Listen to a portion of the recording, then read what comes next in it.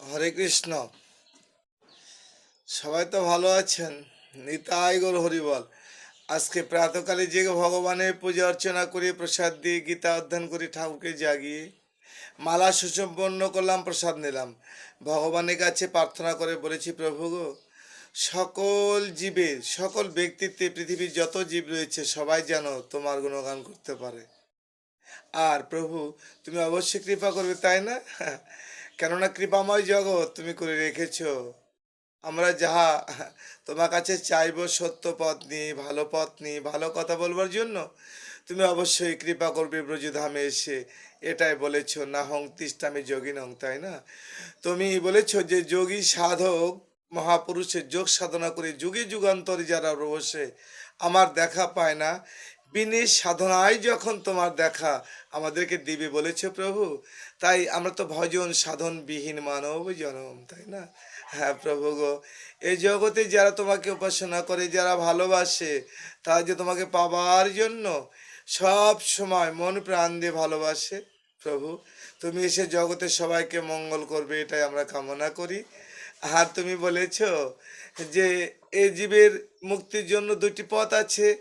একটি হলো এই কাম কর্ম ও কাম কর্মের মধ্য, এবং কর্ম অকর্ম আর বিকর্ম, তিনটি ধারা আছে না?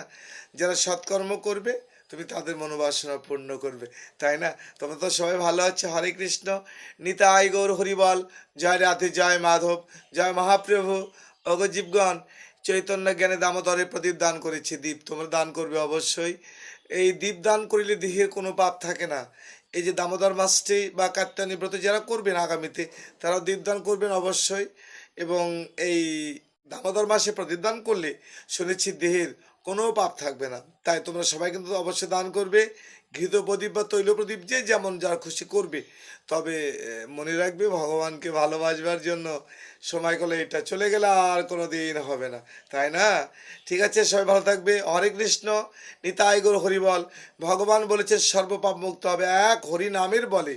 তাহলে দেখো, এই হরিনামে কত মধুমাখা আছে। কিছু কিছু লোক বলে যে তারা শাস্ত্র বিধান মানে না, কিন্তু অথচ অনেক কঠোর তপস্যা, ভগবান তাকে গ্রহণ করবে না। কিছু কিছু ব্যক্তিত্ব আমরা আছি যারা অন্যের ক্ষতি করবার জন্য সাধন ভজন করি, ভগবান এটা মানবে না। বা অনাহারী, তাকে ভগবান পছন্দ করে না। বা জাগরণ মানে নিশি জেগে থাকে, ভগবান তাকে পছন্দ করে না। যিনি উনি কষ্ট দেয় আত্মাকে ভগবানকে পাওয়ার জন্য, সেটা ভগবান পছন্দ করে না। তাই আমি দেখেছি শাস্ত্রে, পানাহার একের অধিক করলে উপবাস নষ্ট হয় না। তোমরা আগামীতে আসছে একাদশী অবশ্য থেকে দীপদান করবে, কেমন? ঠিক আছে। নিতাই গৌর হরিবল। হরে কৃষ্ণ। নিতাই গৌর হরিবল। হরিবল নিতাই গৌর হরিবল।